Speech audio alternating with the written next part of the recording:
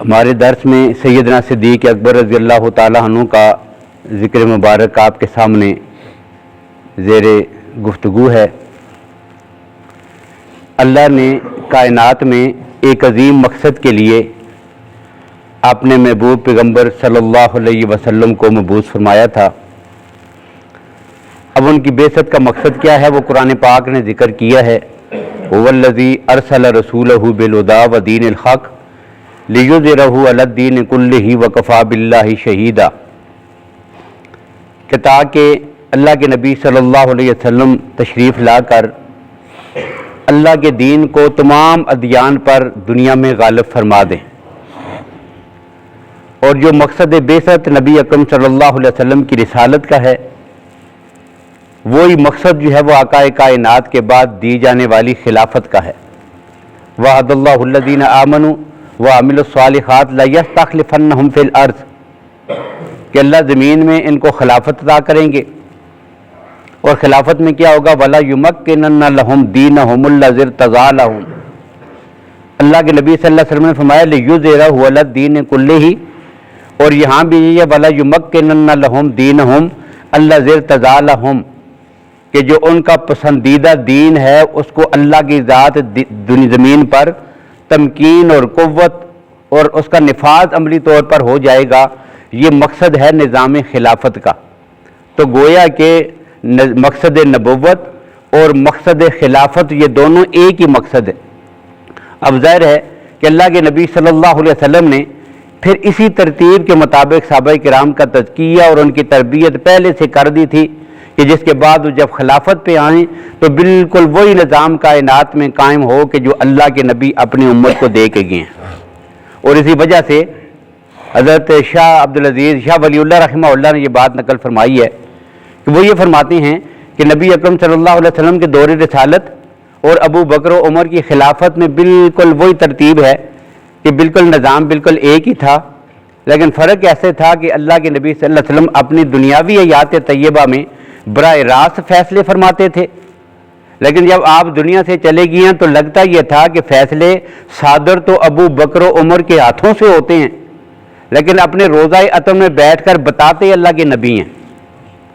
تو یہ وہ ترتیب تھی جس کو نظام خلافت کہتے ہیں، اور وجہ یہ تھی اللہ نے تربیت ہی ایسی کی تھی۔ چنانچہ اللہ کے نبی فرماتے ہیں صلی اللہ علیہ وسلم ما سب اللہ شیئا فی صدری، اللہ نے جو حکمتیں، جو قرآن، جو وحی، جو چیزیں بھی میرے دل پر اتاری ہیں نا، وہ ساری میں نے آگے منتقل کر دی ہیں ایک شخصیت کے دل پر جس کو ابو بکر صدیق کہتے ہیں۔ اسی وجہ سے یہ کہا جاتا ہے کہ صدیق اکبر وہ ذات نبوت کا عکس کامل ہے۔ اس کی مثال سمجھنے کے لیے ہماری کتابوں میں ایک بہت پرانا ایک واقعہ لکھا ہوا ہے کہ ایک بادشاہ نے مقابلہ کروایا۔ اس دور کے جو بڑے کاریگر تھے نا تعمیرات کے، تو ترکی کے بادشاہ نے یہ مقابلہ رکھا، بالکل آمنے سامنے دو دیواریں ہیں، اور ان دیواروں کے لیے کہا کہ ایک دیوار پر بھی نقش و نگار اور پھول بنانے ہیں، اس کو چمکانا ہے، دوسری جو دیوار ہے اس کو بھی خوبصورت پھولوں کے ساتھ سجانا ہے، اور پھر دونوں کا مقابلہ ہوگا کہ کون سے کاریگر جو ہے انہوں نے زیادہ خوبصورتی دکھائی ہے۔ اب جو ایک دیوار والا وہ گروپ تھا جو دیوار کو تیار کر رہا تھا، انہوں نے بڑا خرچہ کیا، دنیا جہان سے وہ کاریگر آئے، انہوں نے پھول بنائے، اس میں رنگ بھرے، بڑا کچھ نقش و نگار اس پہ کیے، لیکن درمیان میں پردہ لٹکا کر جو دوسری دیوار والے اندر تھے وہ کوئی سامان نہیں لا رہے، باہر تھے کوئی پھول بوٹے کچھ نہیں بنا رہے، بس آرام سے ہیں، لیکن ایک ہی کام کر رہے ہیں، کیا؟ اس اپنی دیوار کو ایسا رگڑ اور چمکا رہی ہیں کہ جس طرح وہ شیشہ بن جائے، بالکل شیشے کی طرح وہ بن گئی، پوری دیوار شیشہ نما بنا دی۔ اب مقابلہ ہونا تھا جس دن انہوں کا، تو انہوں نے درمیان میں سے پردہ ہٹا دیا۔ اب کیا ہوا؟ جب درمیان میں سے پردہ ہٹانا تو ظاہر ہے ایک چیز جو بالکل سامنے بنی ہوئی ہو وہ اتنی چمکتی نہیں جو شیشے میں نظر آ رہی ہو۔ اب جیسے ہی ایک چیز ان کے پھول سامنے آ گئے، وہ رنگت، وہ سب کچھ بنا ہوا، نقش و نگار، پوری خوبصورت دیوار ہے سجائی ہوئی، پردہ ہٹا تو شیشے میں وہی سب کچھ نظر آنے لگا۔ اب بغیر کسی خرچے کے جو ادھر تھا، جو خوبصورتی، رنگ اور خوشبو اور سب کچھ ادھر تھا، وہ سارا ادھر منتقل ہو گیا، شیشے میں نظر آ رہا ہے۔ اب وہ مقابلہ جو ہے ان کے، انہوں نے جو کاریگری دکھائی ہے وہ پہلے والی بھی نہیں دکھا سکے، اب بالکل یہی اللہ کے نبی صلی اللہ علیہ وسلم نے فرمایا کہ اللہ نے حکمت اپنا قرآن اپنی وحی میرے دل پہ نازل کی ہے، اور ساتھ جو ہے وہ میری تربیت کی وجہ سے، میری غلامی کی وجہ سے، میری اطاعت کی وجہ سے ابو بکر کا دل بالکل ایسے چمک اٹھا کہ اب جو روشنی ادھر تھی وہ خود بخود اس دل میں منتقل ہو رہی ہے، وہ عکس نظر آ رہا ہے سینہ ابو بکر صدیق میں۔ تو ایسی شخصیت کو پھر وہ خلافت منتقل کرنی تھی، اور اللہ کے نبی صلی اللہ علیہ وسلم اپنے حیات طیبہ میں کتنی باتیں ارشاد فرما چکے تھے۔ اللہ کے نبی نے اعلان فرمایا تھا اقتدوا بالذین من بعدی، کہ جب میں دنیا سے چلے جاؤں تو میرے بعد تم نے ابو بکر کے راستے پہ چلنا ہے، جب وہ چلے جائیں تو پھر آپ نے عمر کے راستے پہ چلنا ہے۔ ان دونوں کو نصب کر دیا۔ اللہ کے نبی صلی اللہ علیہ وسلم مسجد کی تعمیر کے لیے بنیاد رکھ رہے ہیں، مسجد قباء کی تعمیر میں کیا عمل ہوا؟ سب سے پہلا پتھر اللہ کے نبی نے رکھا، پھر فرمایا ابو بکر کہاں ہے، دوسرا پتھر پھر انہوں نے رکھا، پھر فرمایا عمر کہاں ہے، تیسرا پتھر انہوں نے رکھا۔ یہ کیا ہے؟ یہ امت کو ترتیب بتائی جا رہی ہے، میں ہوں، میرے بعد ابو بکر، اس کے بعد عمر۔ ایک بوڑھی عورت آئی، یا رسول اللہ میں نے آپ سے مسئلہ پوچھنا ہے، آتی رہتی تھی کبھی کبھی، اب آگے مسئلہ پوچھا، اللہ کے نبی صلی اللہ علیہ وسلم نے مسئلہ بتا دیا، اب جانے لگی، اور جاتے ہوئے کہتی ہے یا رسول اللہ، اب اس کی زبان سے الفاظ نکلنے ہیں نا، نکل گئے الفاظ، کہتی ہے یا رسول اللہ اگر میں پھر آؤں 2 مہینے 4 مہینے 6 مہینے کے بعد مسئلہ پھر ضرورت مسئلے پڑیں تو پھر میں پوچھنے کے لیے آؤں، اگر آپ نہ ہوئے تو پھر میں کدھر جاؤں، کس سے پوچھوں؟ اللہ کے نبی نے فرمایا اگر اس مسئلے پہ میں نہ ہوا نا تو یہاں ہی بیٹھا ہوا تمہیں ابو بکر نظر آئے گا، اس سے پوچھ لینا۔ یہ کیا ہے؟ یہ خلافت کے لیے منتخب کرنا ہے۔ اور پھر نبی اکرم صلی اللہ علیہ وسلم کی جب رحلت ہوئی تو یہ اتنا بڑا صدمہ تھا پوری کائنات کے انسانوں کے لیے کہ چشم فلک نے اس سے زیادہ دکھ بھرا دن کائنات میں کوئی سا نہیں دیکھا تھا۔ حضرت انس رضی اللہ عنہ کی روایت ہے، فرماتے ہیں کہ جس دن اللہ کے نبی مدینہ میں تشریف لائے تھے نا تو ہماری زندگی میں اس سے زیادہ خوشی کا دن کوئی نہیں تھا۔ حضور آگے مدینہ طیبہ میں تشریف لے آئے، اور جس دن اللہ کے نبی صلی اللہ علیہ وسلم کی وفات ہوئی ہے اس دن سے زیادہ دردناک دن بھی کائنات میں ہم نے کوئی نہیں دیکھا۔ وہ کیسا دن تھا کہ تمام صحابہ کرام رضوان اللہ علیہم اجمعین کی یہ وہ کیفیت تھی کہ جو انسان بیان نہیں کر سکتا، اتنے دکھ اور پریشانی کی حالت میں ان کی کیفیت ہو گئی تھی۔ اور ان میں سے مثال کے طور پر آپ صرف اتنی بات دیکھ لیں کہ حضرت عمر رضی اللہ تعالیٰ عنہ سب سے زیادہ سخت مزاج بہادر جرار قسم کا آدمی ہے، لیکن ان کی کیفیت کیا تھی؟ تلوار ہاتھ میں لے کر دروازے پہ کھڑے ہیں، مسجد کے دروازے پہ کھڑے ہیں، مسجد نبی کے دروازے پر، اور اعلان کر رہے ہیں جس نے بھی کہا نا میری نبی کی وفات ہو گئی ہے میں اس کی گردن اتار دوں گا۔ بس ذہن پہ ایسا اثر ہے، اور یہ صدمہ اتنا بڑا ہے اور دکھ اتنا بڑا ہے، اس دکھ کی وجہ سے سب کی یہی کیفیت ہے، کوئی گھروں میں دبک کے بیٹھ کے رو رہی ہیں اور پریشان ہیں، اور اب پیچھے امت کا کیا بنے گا، اور پیچھے کیفیت کیا بن گئی ہے؟ پھر کیفیت یہ بن گئی ہے اللہ کے نبی صلی اللہ علیہ وسلم نے حضرت اسامہ رضی اللہ عنہ کی معیت میں روم کے خلاف لڑنے کے لیے لشکر بھیجنے کا اعلان فرما دیا تھا، لیکن ابھی لشکر شہر سے باہر نکلا نہیں تھا کہ حضور کی وفات ہو گئی۔ اب لشکر بھی روک کے ہے، اس کا کیا کرنا ہے؟ ارد گرد کی جو سرحدیں ہیں وہ بھی مسلمانوں کے خلاف ہیں، وہ بھی حملہ آور ہوں گی، جو نئے مسلمان ہوئے تھے وہ بھی مرتد ہو گئے ہیں، جو زکوٰۃ دیا کرتے تھے انہوں نے زکوٰۃ دینے سے انکار کر دیا ہے، کچھ لوگ اور کھڑے ہو گئے جنہوں نے نبوت کے دعوے کر دیے ہیں۔ اب یہ کتنے فتنے کھڑے ہو گئے ہیں، اور سخت ترین فتنے، اور اوپر سے صدمہ حضور صلی اللہ علیہ وسلم کی جدائی کا۔ اور یہ صدمہ کیسا تھا کہ جس نے صحابہ کرام کے ذہن کو بالکل معاف کر کے رکھ دیا، جکڑ دیا ذہن کو۔ حضرت بلال رضی اللہ عنہ کی جو کیفیت لکھی ہوئی ہے احادیث میں کہ جب حضور کی وفات ہو گئی نا تو اس کے بعد ان کی کیفیت یہ ہو گئی تھی کہ مدینہ کی گلیوں میں جا رہے ہوتے، جو بھی ملتا، بچہ ملتا، بڑا ملتا، پاگلوں کی طرح اس آدمی کو پکڑ لیتے، بچے کو پکڑ لیتے، اس آدمی کو روک لیتے، اسے روک کر یہ پوچھتے تھے میرے نبی کو تو آتے ہوئے گلی سے نہیں دیکھا ہے، یہاں سے ایک موڑ مڑے پھر بچہ مل گیا، اس کو پکڑ لیا، ہاں میرے نبی تو اس گلی سے نہیں آ رہے تھے۔ اب یہ کیفیت ہو گئی اور مدینہ ہی چھوڑ دیا، اور پھر اتنا تنگ ہوئے کہ مدینہ چھوڑ دیا۔ اللہ نے حالت خواب میں، اللہ کے نبی نے حالت خواب میں حضرت بلال کو پھر بلایا مدینے، واپس آ جاؤ، پھر وہ واپس آئیں۔ اب یہ کیفیت تھی، اور ایسی حالت میں اس امت کو سہارا دینے کے لیے اللہ نے جس کو ہمت دی ہے، جسے طاقت دی ہے، اور جسے حوصلہ دیا ہے، اور پہاڑ بن کر صبر و استقامت کا پہاڑ بن کر جو اس وقت کھڑا ہوا ہے، اس کو سیدنا صدیق اکبر رضی اللہ تعالیٰ عنہ کہتے۔ مسجد نبی میں تشریف لائے، صدمہ بہت بڑا تھا، لیکن مسجد نبی پوری امت کو جو سنبھالنا تھا، اللہ کے نبی نے اس منصب کے لیے جو ان کو تیار جو کیا تھا، آج وہ تربیت بولتی ہے. اور کیسے بولتی ہے کہ صدیق اکبر آئے مسجد نبی میں، دروازے پہ عمر کھڑے ہیں، وہی اپنی بات کہہ رہے ہیں. جس نے کہا نا میں گردن اتار دوں گا، تلوار ہاتھ میں پکڑی ہوئی ہے، فرمایا اس کو چھیڑنا نہیں ہے، اس سے نہیں بولنا، بس میرے پاس سارے آ جاؤ. اب سارے صحابہ ان کے پاس آگے بیٹھ گئے. ارتج مسجد بالبکاء والنخیب، داڑے مار مار کر صحابہ کرام رو رہے ہیں، اور یہ کیفیت ہے.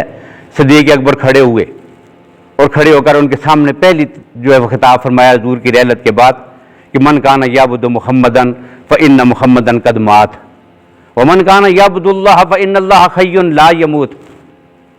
کہ لوگوں جو اللہ کی رسول اللہ صلی اللہ علیہ وسلم کی عبادت کیا کرتے تھے، تو پھر اسے یقین ہو جانا چاہیے کہ دنیا میں جو بھی آیا ہے وہ جانے کے لیے آیا ہے، اس لیے اللہ کے نبی تو دنیا سے چلے گئے.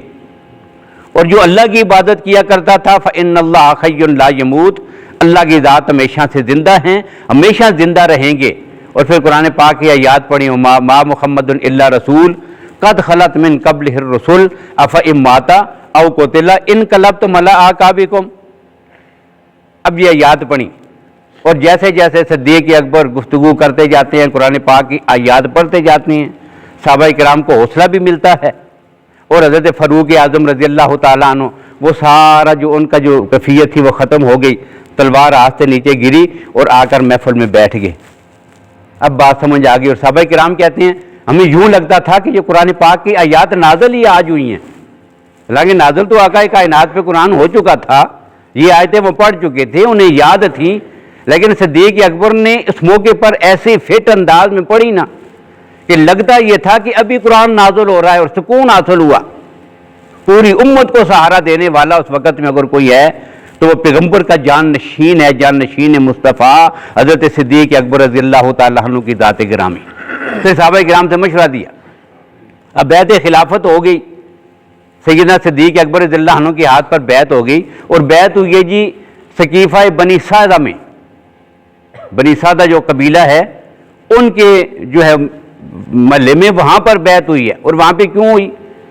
صدیق اکبر رضی اللہ تعالیٰ عنہ وہاں پہ تشریف لے گئے، حضرت عمر بھی آپ کے ساتھ وہاں پہ تشریف لے گئے. وہاں وہ صحابہ کرام بیٹھ کر مشورہ کر رہے تھے کہ حضور کے بعد اب خلافت کسے ملے گی، یہ مشورہ ہو رہا تھا. اب صدیق اکبر وہاں تشریف لے گئے اور حضرت عمر رضی اللہ تعالیٰ عنہ کے بتانے پر تشریف لے گئے. اب کہتے ہیں نا جی وہ خلافت لینے کے لیے گئے تھے. یاد رکھیے گا صدیق اکبر وہاں خلافت لینے کے لیے نہیں، سیدنا علی المرتضیٰ کو خلافت دینے کے لیے گئے تھے. کیوں؟ وہاں پر بات ہی یہی ہو رہی تھی کہ حضور کے بعد خلافت اب ملے گی جی انصار کو. وہ انصار کا قبیلہ تھا، وہاں یہ بات طے ہو گئی تھی کہ خلافت کسے ملے گی؟ انصار کو. اب ابو بکر نہ جاتے، صحابہ کرام مشورے میں طے کر لیتے کہ خلافت اب ملے گی انصار کو، تو پھر سیدنا علی المرتضیٰ چوتھے خلیفہ بھی نہ بنتے، کیونکہ یہ تو مہاجرین میں سے ہیں. اب سیدنا صدیق اکبر یہ اور مسئلہ یہ ان کو بتایا کہ نہیں خلافت ملے گی مہاجرین کو. اب اس وجہ سے سیدنا علی المرتضیٰ بھی چوتھے نمبر پہ خلیفہ راشد بنے ہیں. تو وہ خلافت چھیننے کے لیے نہیں، ان کو خلافت منتقل کرنے کے لیے وہاں تشریف لے گئے. وہاں یہ طے ہوا، مشورہ ہوا اور سب نے بالاتفاق طور پر سیدنا صدیق اکبر رضی اللہ تعالیٰ عنہ کی بیعت فرما لی. بیعت خلافت ہو گئی. اب صدیق اکبر مسجد میں تشریف لائے اور پہلا خطبہ ارشاد فرمایا. آپ کی جو پہلی تقریر ہے وہ آج بھی احادیث کی کتب میں موجود ہے. اللہ کی حمد و ثنا فرمائی اور فرمایا انی قد ولیت علیکم ولست بخیرکم ان احسنت فاہینونی وان اسأت فقومونی. کہ تم نے مجھے اپنا امیر بنا لیا ہے، ولست بخیرکم، میں تم سے اچھا نہیں ہوں، آپ مجھ سے زیادہ اچھی ہیں اعمال میں، نیکی میں اور چیزوں میں. اللہ نے آپ کو بڑی فضیلتیں عطا کی ہیں اور میں ایک کمزور سا آدمی ہوں، تو آپ مجھ سے بہتر ہیں، اچھے آدمی ہیں، لیکن آپ نے امیر بنا لیا تو اب میں تمہارا امیر ہوں. ان احسنت فاہینونی، اگر میں اچھے کام کروں تو آپ کا فرض بنتا ہے آپ میرے ساتھ مدد کریں. وان اسأت فقومونی، اگر مجھ سے کوئی غلطی ہو جائے تو آپ کا کام بنتا ہے مجھے ٹھیک کر دیں. میں آپ کے سامنے جواب دہ ہوں، آپ مجھے پوچھ سکتے ہیں کہ آپ نے یہ کام کیوں کیا ہے. اور ساتھ اگلا اصول اور بنیاد یہ بتائی، الضعیف فیکم قوی ہندی، جو تم میں سے معاشرے میں سب سے کمزور آدمی ہے نا، وہ میری نظر میں سب سے زیادہ طاقتور ہے، وہ میری نظر میں ہے۔ وہ یہ نہ سمجھے آج کے بعد کہ میں کمزور ہوں، وہ میری نظر میں ہے، اور جس آدمی نے اس کا حق چھینا نا، تو میں اس وقت تک آرام سے نہیں بیٹھوں گا کہ جب اس ظالم آدمی سے حق لے کر اس مظلوم کے سپرد نہ کر دوں۔ یہ پہلی بات کہی۔ اور دوسرا جملہ کیا تھا؟ وَالْقَوِيُّ فِيكُمْ ضَعِيفٌ ہندی، تم میں سے جو اپنے آپ کو زیادہ طاقت والا اور سب سے بڑا سمجھتا ہے نا، تو پھر اس کو بھی یاد رکھنا چاہیے کہ وہ میرے نزدیک بالکل کمزور ہے۔ جب تک اس سے حق لے کر میں غریب کو نہ دے دوں گا اور انصاف نہیں کروں گا، اس وقت تک میں آرام سے نہیں بیٹھوں گا۔ اور پھر اگلی بات، لا یدع قوم الجہاد فی سبیل اللہ، کہ جو قوم اللہ کے راستے میں جہاد کرنا چھوڑ دیتی ہے، اللہ کی ذات اس سے مسلط نازل فرما دیا کرتے، ذلت مسلط کر دیتے ہیں۔ خذلہم اللہ بالذل۔ اور اگلی بات، لا تشیع القوم، کسی قوم میں جب بے حیائی پھیل جاتی ہے اس پر اللہ کی طرف سے عام عذاب آ جایا کرتے۔ اور پھر آخر میں یہ جملہ کہا، اطیعونی ما اطاعت اللہ ورسولہ، جب تک میں اللہ اور اس کے رسول کی اطاعت کرتا رہوں آپ نے میری اطاعت کرنی ہے۔ جب میں اللہ اور اس کے رسول کی اطاعت سے ادھر ادھر ہو جاؤں تو پھر آپ کا کام بنتا ہے کہ آپ مجھے بالکل چھوڑ دیں۔ بس یہ خطبہ تھا۔ اور پھر آخری جملہ کہا، قوموا الی صلاتکم یرحمکم اللہ، نماز کا وقت تک کھڑے ہو جائیے، صفحے بنائیں، اب ہم نے نماز پڑھنی ہے۔ اور صدیق اکبر رضی اللہ تعالیٰ عنہ کا یہ پہلا خطبہ ختم ہوا۔ اور پھر کیا کیا؟ صحابہ کرام سے مشورہ کیا، اتنے محاذ کھلے ہوئے ہیں، اتنی مصیبت میں ہم پڑ گئے، اللہ کے نبی تشریف لے گئے ہیں، مرتدین بھی کھڑے ہو گئے، منکرین زکوٰۃ بھی ہیں، مانعین زکوٰۃ بھی ہیں، نبوت کا دعویٰ کرنے والے لوگ بھی ہیں، اللہ کے نبی نے لشکر روانہ فرمایا تھا وہ بھی ہے، اب کیا کریں؟ سب سے مشورہ لیا۔ اب مشورہ کیا دیا؟ امیر المومنین ہاتھ کو ذرا نرم رکھیں، بیک وقت سارے محاذوں پر ہم نہیں لڑ سکیں گے۔ اندر کی صورتحال یہ ہے، وہ منکرین زکوٰۃ ہیں، یہ جو ہے یہ نبوت کا دعویٰ کرنے والے ہیں، یہ مرتد ہو گئے ہیں، باہر کی سرحدوں کا مسئلہ ہے، ان کی حفاظت کرنی ہے، اللہ کے نبی نے لشکر بھیجا تھا، اس کے بارے میں کیا کرنا ہے، تو بیک وقت سارے محاذوں پہ ہم نہیں لڑ سکیں گے، ایسا کریں کہ ایک ایک چیز کا آپ سد باب کریں۔ اور یہ مشورہ دینے والوں میں سیدنا حضرت فاروق اعظم رضی اللہ تعالیٰ عنہ بھی تھے، جو سخت مزاج آدمی تھا نا، اشدہم فی امر اللہ عمر، وہ بھی تھا۔ اس نے بھی انہوں نے کیا ارشاد فرمایا؟ انہوں نے فرمایا نہیں، آپ تھوڑی نرمی کریں۔ اور بیک وقت اب جو ہے حضرت صدیق اکبر رضی اللہ عنہ نے، وہ پیغمبر کی اب تربیت بھول رہی ہے نا، اب وہ جملہ ارشاد فرمایا۔ صدیق اکبر فرماتے ہیں، جبار فی الجاہلیت و خوار فی الاسلام، کہ زمانہ جاہلیت میں بڑا بہادر بنتا تھا، اب اسلام کے دور میں آ کر کمزور اور بزدل ہو گیا ہے۔ واللہ لاجاہدہم وان منعونی اقالا، سارے محاذوں پر بیک وقت لڑوں گا۔ اور زکوٰۃ میں اگر کوئی آدمی اپنے جانور کے ساتھ گلے میں پڑی ہوئی رسی لے کے آتا تھا نا، آج وہ رسی بھی واپس کرنے کی کوشش کرے گا تو ابو بکر اس کے خلاف بھی جہاد کرے گا۔ یہ سختی دکھائی ہے، یہ استقامت دکھائی، اور بیک وقت سارے محاذوں پہ لڑے۔ مانعین زکوٰۃ کے خلاف بھی جہاد کیا، ختم نبوت کے منکروں کے خلاف بھی جہاد کیا، مرتدوں کے خلاف بھی جہاد کیا۔ قاتل الکفار والمرتدین، ابو بکر کو ویسے ہی تو نہیں کہتے کہ کافروں اور مرتدوں کا قاتل صدیق اکبر ہے، ان کے خلاف بھی جہاد کیا۔ اور پھر جیش اسامہ کو بھی روانہ کیا، وہ لشکر بھی بھیج دیا۔ اب یہ صرف ایک فیصلہ ایسا ہے، دیکھیں وقت کا حکمران صرف فیصلہ ٹھیک کر دینا، آگے جا کر پھر اسے کرنے کی ضرورت ہی نہیں پڑتی۔ بنیاد یہاں سے ہوتی ہے کہ ہمارے فیصلے ہی درست نہیں ہوتے۔ اب فیصلہ کیا ہوا؟ دیکھیں یہ فیصلہ ہوا کہ سارے محاذوں پر یک وقت لڑتے ہیں، اور اس کے لیے عملی قدم اٹھا لیا یک دم۔ اب یہ صرف فیصلہ ایسا تھا نا، اس نے پھر اثر دکھایا کیا؟ پوری دنیا کا کفر ڈر گیا۔ اتنے سخت حالات کہ سرحدوں پر ہم بھی کوشش کر رہے ہیں، حملہ کرنے کی دھمکیاں دے رہے ہیں۔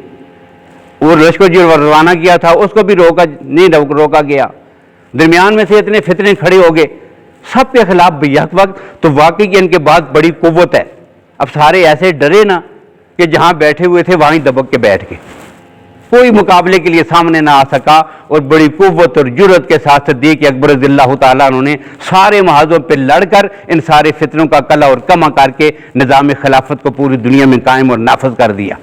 11 لاکھ مربع میل پر اسلام کا نظام اور جہاد کا وہ سلسلہ شروع ہوا، اور پھر جب 2 سال کے قلیل عرصے کے بعد جب آپ دنیا سے جانے لگے تو سیدنا حضرت فاروق اعظم رضی اللہ تعالیٰ عنہ کو اپنا جان نشین بنایا۔ پھر انہی کے نقش قدم پر چل کر آپ نے جو محنت کی، اس میں کیا ہوا کہ وہی نظام جو تھا وہ 22 لاکھ مربع میل تک پہنچ گیا۔ 11 لاکھ مربع میل ہے، اب اگلے عرصے میں وہ 22 لاکھ مربع میل پر ان کی حکمرانی۔ اگلا جو آیا اس نے اور زیادہ محنت اور کوشش کی، اس لیے کہ بنیاد جو ٹھیک پڑ چکی تھی۔ بنیادیں مضبوط ہونا تو آپ عمارت کو جتنا بلندی پر لے جائیں آپ کی مرضی ہے، وہ جاتی ہے۔ پھر اب بنیادیں ہی درست ذمت میں رکھی گئی تھی۔ اب کیا وہ تیسرا آیا تو 44 لاکھ، 22 لاکھ سے 44 لاکھ، 11 لاکھ، پھر 22 لاکھ، پھر 44 لاکھ۔ اب اگلا جو دور آیا اس میں پھر خلفشار شروع ہوا، فتوحات تو رک گئیں، لیکن جب انہی کے بیٹے حضرت حسن نے رضی اللہ تعالیٰ عنہ صلح کر لی اگلے امیر کے ساتھ، سیدنا معاویہ رضی اللہ عنہ کے ساتھ، پھر اس نے کیا کیا، اس نے پھر فتوحات کے وہ جھنڈے لہرائے کہ آدھی دنیا پر 64 لاکھ 65 ہزار مربع میل، دیکھیں اللہ کے نبی کتنا رقبہ دے کے گئے تھے مسلمانوں کے زیر تسلط، 11 لاکھ مربع میل۔ اور جب حضرت معاویہ دنیا سے گئے ہیں تو اس وقت کتنا تھا، 64 لاکھ 65 ہزار مربع میل۔ اب انہوں نے پیغمبر کے نظام کو پوری دنیا میں کیسے آگے نافذ کیا؟ تو یہ وہ نظام حکومت تھا، پیغمبر کی جان نشینی تھی کہ جو سیدنا صدیق اکبر رضی اللہ تعالیٰ عنہ کی ذات گرامی کے حصے میں آئی ہے۔ اب جو اگلی گفتگو ہے اس میں سیدنا صدیق اکبر رضی اللہ تعالیٰ عنہ کے جو حالات ہیں وہ حضرت سیدنا علی المرتضیٰ اور آل بیت کے ساتھ تعلق کے سلسلے میں تھوڑی سی گفتگو وہ ہوگی، اور پھر اس گفتگو کو ہم ختم کریں گے۔ اللہ تعالیٰ ہمیں تمام صحابہ کرام کے نقش قدم پر چلنے کی اور ان کے ساتھ عقیدت اور محبت نصیب فرمائے۔